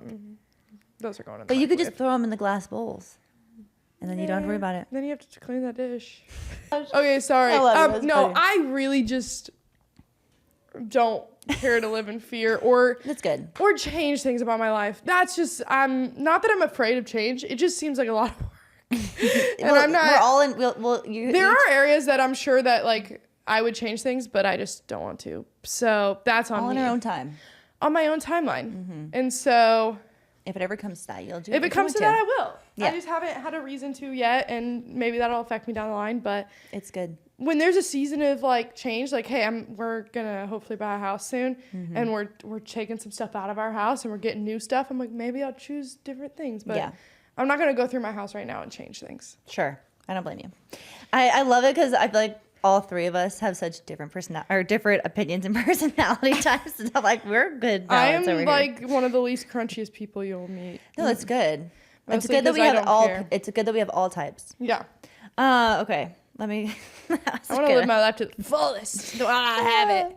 Alexis Hubler wants to know how it was being on a cruise while pregnant. Did you have sickness or was it okay? No, I didn't. Okay. I have been on a cruise pregnant before with Brielle. I did have seasickness. It was because of the rough seas. I would just say if you're going on a cruise, A really safe bet is like one to the Bahamas area on the coastal side of like Florida or Galveston, those areas. And I wouldn't do anything like transatlantic or anything that's going to have a lot of storms. So usually like it's always pretty calm down there is what but no, I didn't have any seasickness. I will say, funny thing about it, if you're going to go on a cruise pregnant, there is a certain limit most of the time for like how pregnant you can be. Oh, interesting. Because they can't, if you're past the point of viability, they usually don't let you cruise because they don't have the medical procedures to help if something happens. They don't have the resources. But still, I was 18 weeks pregnant on my first cruise, and I was seasick. And one thing I learned that is if you're throwing up, and by that point in your pregnancy, it's probably also you're going to be peeing too. I would run to the bathroom, take my pants off. You're peeing all the time. I was peeing all the time while I was throwing up because I was throwing up a lot. Perfect. Sorry. You don't need to clip that. That's too bad. Too vulgar. People are going to be like, why do they keep saying that? Like, listen, we just sorry. do. Okay, we'll do one more question. Okay. What is one thing that you have learned about motherhood from both Abbies? Ooh, that's really good. I've learned so many things. Just to say one and try and think about like each of you guys individually. Because I feel I can, all of these, like the things I feel like they relate to both of you guys, but I just think about them in different ways is I have learned from you and Caleb is like the expectations you hold of your children of, discipline's the wrong word, but you're like, if this is what we're going to do, this is how we're going to do it. And if you don't follow that, then like, and so I feel like I've learned a lot in that area. I mean, there's obviously other things, but that's like, I think about that a lot when we're together or different things like that. I'm like, I like the way they're doing that. I like the way that they're setting a standard in their household, even if it's like seems kind of silly about whatever's going on. It's just it's just a standard of what's happening there. Oh, that's sweet. And so I have learned that. I feel like that's an area that I'm like so curious about how I'm gonna develop in. So I feel like I'm always like figuring those things out. With Abby, just like how present she is with like playing with the kids and just like being a part of their life. I feel like I'm so easily like, I'm not a kid. Like, that's not fun for me that I'm like, so watching her just like play with the kids and do that is really sweet. And her enjoying that I've been like, I want to make sure I'm really involved in that way with the kids there. Both of you guys, just the way that you guys love your kids and talk to your kids and everything. Honestly, you guys are great parents.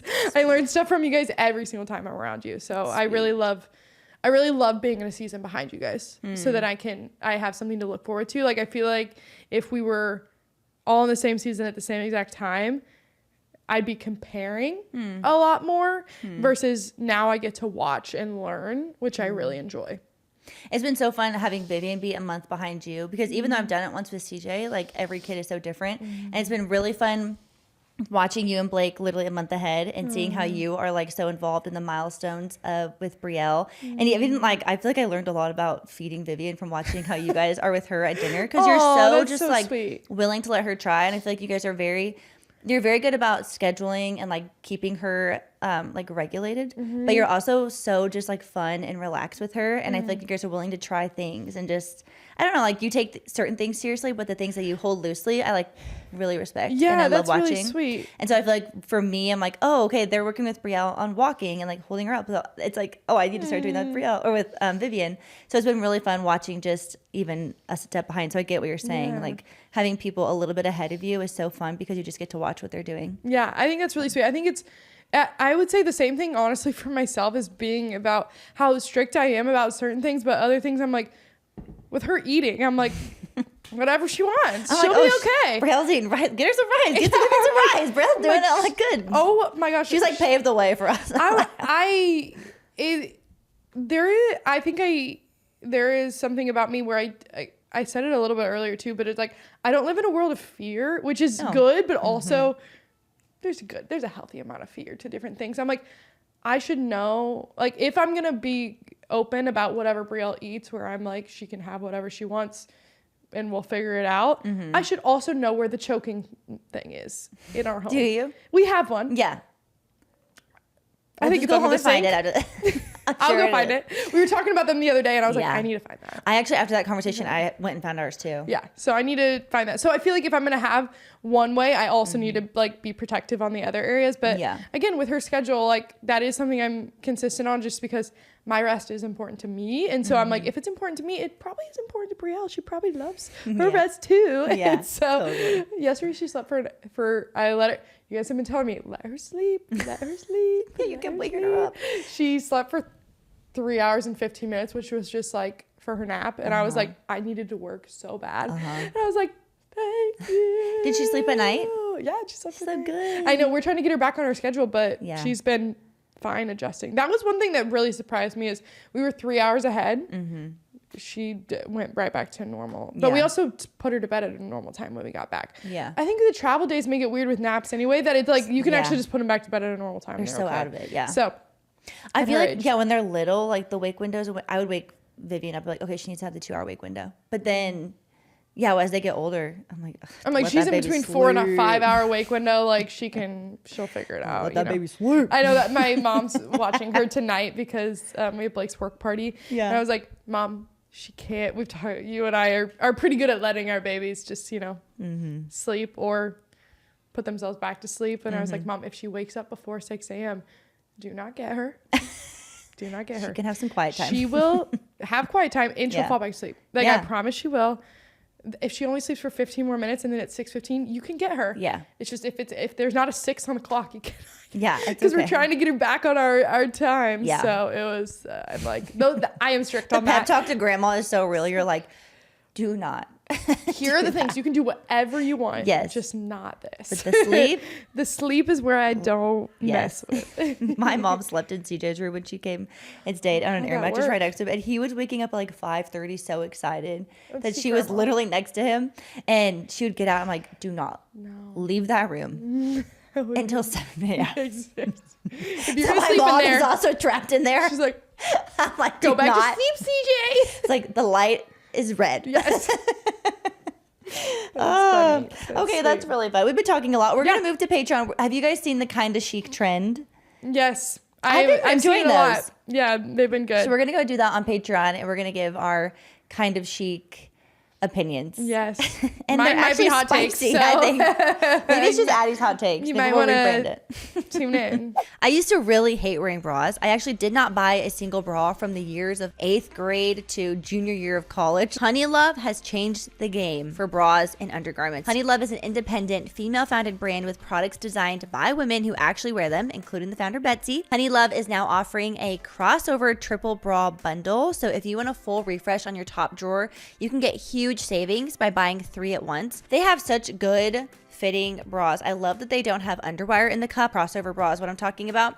It's seamless, it's smooth. It's just a really well-fitting, supportive bra. Honey Love doesn't just make bras and shapewear. They've actually built a full line of tanks, bodysuits, and underwear with supportive structure, smoothing fabrics, and premium finishes. Treat yourself to the most advanced bras and shapewear on the market and use our exclusive link to save 20% off Honey Love at honeylove.com/Abby. That's honeylove.com/Abby. After you check out, they're going to ask where you heard about them. Please support our show and tell them that we sent you. Experience the new standard in comfort and support with Honey Love.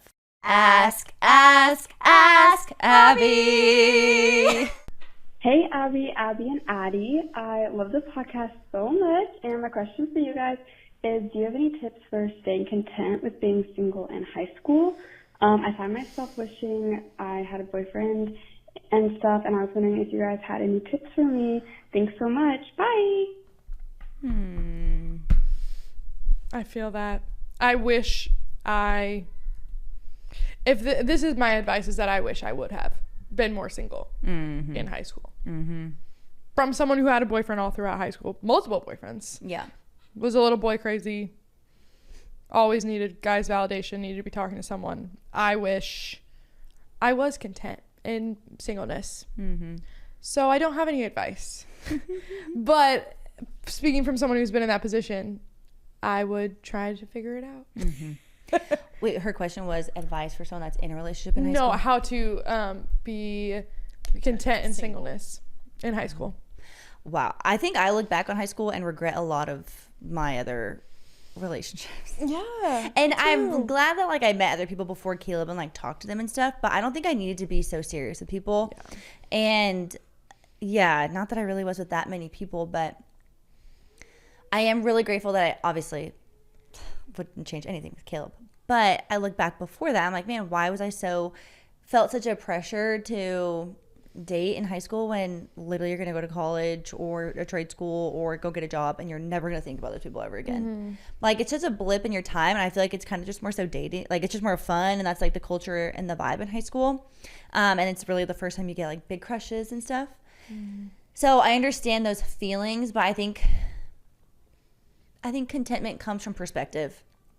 And if you can take your perspective out of this like high school bubble that you have, and you look over your life and you think about eternity, and then you think about this line and your life on this rope, high school is right here. Like, you're just at the beginning of your life. You're just starting.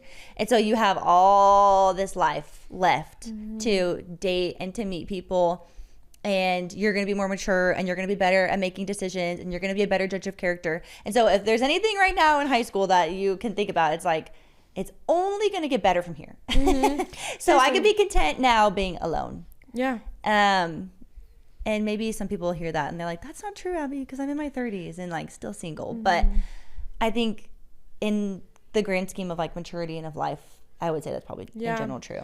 I'm trying to think. I'm like, in high school, I don't know if this would necessarily have worked, but maybe it would have worked for me in college, of being like, I am preparing myself now for my future husband, or for who I'm going to be as a future wife. And in that, I really want to grow in who I am and know who I am and do that now. And then when I get to college, I'd love to start diving into those relationships and trying to figure out what that's going to look like for me and trying to find my husband. So maybe it's just a perspective thing of, okay, I'm single.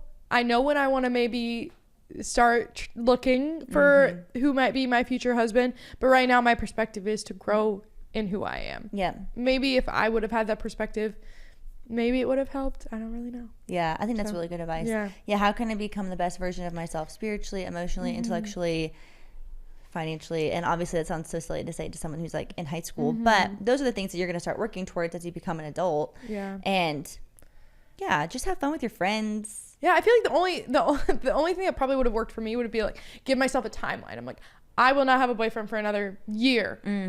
Then you have a timeline to be like, okay, then. Yeah, when you completely take it off the... it's mentally off the table. Yeah. Then you don't have to worry about it. No, I feel like maybe that would have worked for me. The Lord's telling me not to date right now. And then I found Blake. That's what happened to me. I hear that so much. I don't know. Girls go on like dating fast. And then... I feel like it's because you're not thinking about it anymore. Yeah, you're not stressed focused about on yourself. it. Yeah, you're not stressed about it anymore. So I almost didn't date Blake. I actually told him no. And then a month later, we started dating. So. After you told him that you wanted him to come to church? He kissed me, and then afterwards I told him that I didn't want a boyfriend. And then another girl started to like him, who's now famous. It's an influencer. Perfect. And I was like...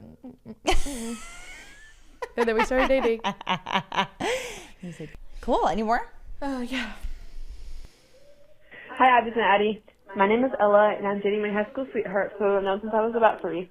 And recently, I told my mom about a fight that we had, and I think it lowered her opinion of him. And I just like some advice on how to help my mom see him more positively again after hearing about the fight. Thanks. Love the podcast. Shoot, and I feel bad that I said that in this episode. I mean, that's the hard thing of... I mean, what age is Listen, it's just going to take time. It's going to take time. I think also you just know that your mom loves you and is trying to protect you. I mean... If this was like, I don't know what age they are. Like, I'm like, if you're in high school and you're telling your mom about a fight that you had with your boyfriend, she's coming from a different perspective. Like, oh my gosh, there's so many other fish in the sea. Like, you have plenty of time to find someone. That is her perspective of like, you can find someone better. This is someone you've been dating a long time. You're in college. I don't know.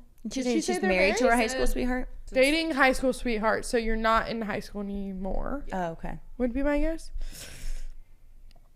She's probably still coming from that perspective, like you guys might be getting married soon, and she's trying to be protective over that. I have such a different answer to this for dating than I do marriage. Yeah. Because with dating, I'm like, you should listen to her concerns. Yeah.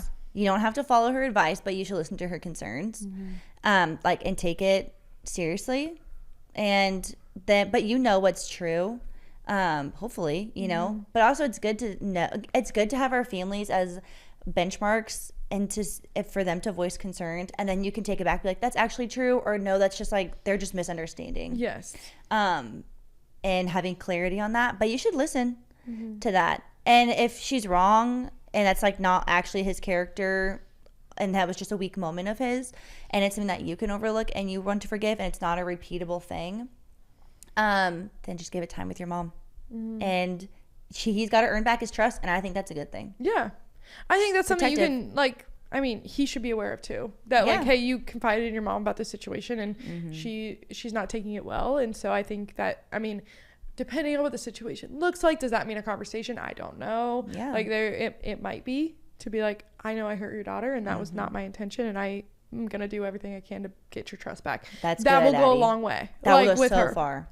So I think that's just, it depends on the specific situation and what happened. For sure. I think that's really good advice, Addy. I think in these moments, you're like, uh-oh, I messed up. Like, the tendency could be to like want to protect him from your mom, and then also want to like maybe not tell him that you said that to protect his feelings, and like he's gonna feel uncomfortable around your mom. But then also, like, I think the best thing is just being honest and like working through that uncomfort. Like you're saying, Addy, if he has a maybe he needs to have a conversation with her where he's like, hey, I actually was wrong, and I'm sorry. I already apologized to your daughter. I know that she told you about it, and I'm sorry I treated her that way. This has been eye-opening for me to learn that I shouldn't react like that. Yeah. And sometimes that's the best thing, because now he also has accountability for whatever it was, and you guys learned through that.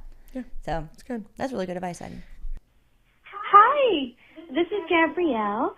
So I'll be married for 5 years coming up this August. And, you know, I'm still having a hard time with navigating conflict in a marriage, and, like, how to, like, have healthy conflict. Do you guys have any advice for, like, I don't know, how to deal with, like, anger or, like, frustration with your spouse? Thanks so much. I love your show. Bye.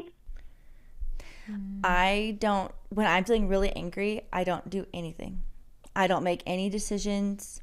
I don't speak if I'm not in control of my tongue, because I don't want to say anything in anger that I'm going to regret. I always think it's okay. It's not a sin to feel anger, but it's not okay to sin in your anger. And so if what I'm feeling is not going to lead me to a good decision or make the correct move, I just sit on it and I wait. And that's the best. That's been the best thing for us in our marriage. That happened yesterday with my work thing. I'm like, I'm not making any decisions or talking to anybody about this until I've worked through the anger and it's settled down, because I don't want to say anything out of line. So I just feel like you'll find what works best for you. But yeah, I don't do anything angry. Yeah, I mean, I feel like you're still learning. I mean, every year is going to be different in your marriage. I mean, you're growing as people and growing into different habits, and you learn how to fight with your spouse and how to get under their skin. And then you learn, oh, I shouldn't do that. And then you're like, you know, the different ways. Like, Blake is very, very, very patient. And so when it gets to a point where I've pushed him past that patience limit, I'm like, oopsies. I thought I could get a little further into that. But, and so I don't have any advice. I mean, I've recently said I don't want our marriage to be marked by anger and fights and yelling, and so I feel like that's been an encouraging, like, remembrance for myself. I feel like I'm also pregnant, so there's just weird emotions and feelings and different levels of anger than there have been before. Figure out who needs time, who likes to figure it out in the moment. And I feel like that's where a lot of people's disagreement, like where it escalates for a lot of relationships, is the difference of how they want to approach it and figuring that out and coming into agreement on how that's going to work. Like, you guys have agreed that you're going to wait and you're going to talk about when you're ready. We're still in the midst of, there are times where we'll face it head on, and there are times where I'm like, I need a break right now in this very moment. And I feel like that is my biggest advice, is figuring out, when you get to that point of getting and feeling really upset and you guys are starting to argue, where is that resolution going to come? Is it going to come in this heated conversation, or do you need a break? Because some people can do the heated conversation and get to a resolution. I saw a TikTok the other day that was like, it's like the new trending on ago, but it was like, when you get in when you get in a fight, but then you get to make up afterwards. And I'm like, and they're like, I'm like, that's not how I feel. I feel beaten down. I feel like a horrible wife. I feel terrible. I'm a bad mom. I'm a bad wife. I'm a bad person. That's how I feel. Not because my husband's made me feel that way, because I feel it. And I go into the deep emotions of like, oh, so I did this one thing wrong, so I'm terrible at everything in my life. And then I try to think that you guys say, when you guys say, I'm choosing to believe. And Blake goes, why are you choosing to believe that? Don't. I'm like, I can't. He's so practical. He is so practical. He's like, why? I love him. That's great. I need it. Yeah, I'm so delusional. I need it. It's a good balance. A lot of the ways that you're going to handle conflict and the figuring out how you're going to handle that comes from when you're in a really good spot. Yeah, it does. So when you guys are having a great day, you need to be like, so are you an internal processor or an external processor? So when in our last fight, did you want to talk about it in that moment or did you want to wait? Or, just like you need to have those questions when you're not fighting. Yeah. Because that's just, you're not going to figure it out in the moment. I was mad the other day that I got my hair wet in the shower because I didn't want to. Okay, let me restart. I'm sorry. Yeah. I'm like, what's she talking about? I'm like, wow, Addy. For a girl who wants to brush it off, she's mad about her hair getting wet. But nope, there's no way to bring that up. It's a good story to relate about bringing something up after you're upset about something. That's the lesson from it. Yeah. Bring it up after. Perfect. We can keep that. We didn't say nothing. You can keep it. Next question. Okay, always hungry. Was that it? Yeah. Perfection. If you would like to leave a voicemail for the next episode, it is 602-456-9690. Yes. Thank you guys for all your calls. We love the voicemails. Do you want to lead us off? Oh, I was hungry and give you a recipe? Yeah, I do. I didn't have it picked out, but I've been dreaming about this already that I'm laughing because you're not really a cooker. I've been a cooker for the past 2 months. Okay, perfect. Cooker? A cook. Is that a thing?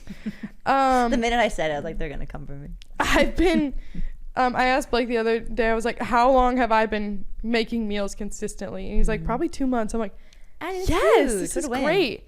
I've been doing ever since Abby did her walkthrough of how she does her stuff, I've been following it. It's life-changing I get advice. Groceries. I plan my meals. I get the groceries. I make the meals. I pick the days that I'm going to make them because I'm like, if it's a recording day, it needs to either be a quick one at home or it needs to be a crock pot. I'm figuring it out. I made this recipe. It's called creamy sausage Ditalini. Creamy sausage Ditalini. Ditalini. Oh, I like Ditalini is the pasta. Ditalinis. Yum. It says husband approved girl dinner. It's definitely not. It's too much work for a girl dinner. Yeah, there's meat in it. There's meat in it. It's not a girl dinner. But it was so good. It was so dreamy. I put it on my Instagram story. I'll reshare it. And you can put it in the episode. But it was this girl's recipe. But it's just sausage. And there's other things in it too. But it's just sausage, Italian sausage Ditalini, and Parmesan and heavy cream. Yum. It's just so good. That was my question. Is it like a sausage? Like a, sausage link? It's like ground sausage. Oh, yum. Ground sausage with the little Ditalini. It was just the perfect meal. It was so yummy. I love a I took a bite of it and I was like, oh my gosh, this is the best meal I've ever made. It's so simple. It's so chill. But I was like, oh, it's so yummy. Is it going to be that meal you make 15 times while you're pregnant and then never make again afterwards? Probably. I was thinking about making it for my meal train meal on Monday. Yeah, I think I'm going to do that. So make myself some too. I had so many hyperfixation meals when I was pregnant that are delicious meals. And then afterwards, never again. I'll get back to them. But it took me a long time to start eating sour cream again. I'm on the... Really? I haven't had tacos in a long time. I'm having a ground beef aversion. Oh, I feel like I might be getting over it, but burgers are still a no-go. Oh, mine was chicken. My last pregnancy was chicken and rice. This pregnancy is ground beef. I still haven't gotten over the chicken aversion. I barely cook it anymore. My burgers right now are no-go. Yeah. My recipe, I actually shared this on Instagram yesterday. I made a video demonstrating it. I shared that corn veggie salsa a couple weeks ago. It's very similar to that. That's actually what inspired this. But I've been making this veggie salsa 2 to 3 times a week, and it's so easy for lunch or just a side at dinner. It's a cucumber, a large cucumber. I put 2 bell peppers in it. You could do a little bit of red onion and a bunch of cherry tomatoes. That's kind of the base. And then for the dressing, it's olive oil, red wine vinegar, honey, and Dijon mustard, salt and pepper. You could throw a herb in there if you want. But it's so easy. Everything's eyeballed. You really can't mess it up. And it's very customizable. So like the one day I had little tortellinis that I put in there and mozzarella pearls. I put feta in it sometimes. Or I'll do the chicken tenders, those Just Bare chicken nuggets or tenders, and I'll put them in there for lunch. It's just so good. It's filling. It's healthy. It's colorful. I don't know. I just look at it and it just scratches my brain. All the colors of that. I know, it's so fresh. It takes 10 minutes to chop it up and make it, and it's good for a couple days. It's really good. It's been really I've been feeling really good. So. Ever since you made that corn salsa, I was like, oh my gosh, this is so nice. Which that corn salsa is amazing. That has lime in the dressing. It's a little bit more involved. It's still very easy, but this is like even a little pared easier. Back from that. Good. It's more pared back. And yeah, I've just been making it nonstop. Good. I feel like we should this would be mean, actually. I was like, maybe we should do an Always Hungry Fails segment, because I just had a fail recipe yesterday. I had a bad one a couple weeks ago. You know, just when they come up, it'd be funny to say the fails. What not to make. I told your fail? It was just like a chicken, rice, and like cream sauce. It was just all mushy, and it just wasn't. It can be user error. Like, it definitely could be me. But it just wasn't. It was too much work to not taste very good. Yeah. That's like the fail reason. It's because it's too much work to not be that good. Right. So I made a terrible dinner last week. Oh, what was it? It was a can of baked beans. Oh. Ground beef that I cooked up way too dry. It was such dry, bland ground beef, past the point of saving. And then I was like, oh, I got some broccoli. I'll boil it instead of steam. Mush. Yeah, mush. Mushy broccoli, dry beef, baked beans. It was just such a stupid meal. A little rough. I looked at it and I was like, I'm terribly sorry. Gotta eat it. Who wants a pizza? Yeah, literally. We didn't, but I really wanted to. I even invited my mom over for dinner last night. I'm like, sorry, it was so bad. Sorry, it was horrible. It was horrible. Well, you guys, thank you so much for listening and following along, calling me and leaving voicemails. Please. Don't come for Addy. Don't come for her. If you guys want to leave us a review or give us 5 stars and rate the show wherever you listen to your podcast, Spotify, Apple, hype us up on YouTube, subscribe, all the things. Let's get some more subscribers on YouTube, guys. We're almost at 50,000. Yeah, we're almost at 50.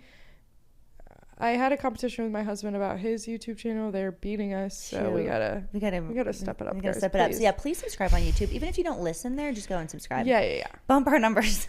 But Patreon, you've been growing. We appreciate it. The Patreon's so fun. It's so fun. If you're not in there, you gotta get in there. I know I need to get in there. I look for recipes on there all the time. I need to share my recipes. This one looks good. The shepherd's pie. I commented on that pie one. crust. I wanted that. This is going to be great. Yeah, so many good recipes. And if maybe this is a little shout out. If you're on Patreon, can you put a crock pot recipe that you like on there? Because I want some more crock pot recipes, preferably ones that don't have a whole block of cream cheese. It's That's so my hard problem to find. with the crock pot recipes is there's just so much cream cheese. I know. I want ones that don't have all that. I like that sometimes, but they're all like that. A little too much. So maybe if you have options that aren't, send them our way. That's funny. That makes me think of, I'll screenshot this.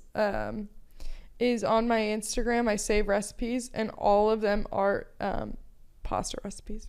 Yeah, it's totally fine. Brittany from Minnesota said, my favorite podcast, 5 stars. Always Here is my favorite podcast. Every time I turn it on, it feels like I'm just hanging out with the girls. Your laughs are contagious and make me laugh too. This podcast genuinely brings the biggest smile to my face. Thank you for all you do to make it possible. We love you guys. Aww. Sweet Brittany, thank you so much. Thank you guys so much. Any closing remarks, Addy? No, thanks for letting me get crashed, guys. This was fun. This was really fun. Do you want to close this out with our little slogan? And remember, we're always here. Thanks, guys.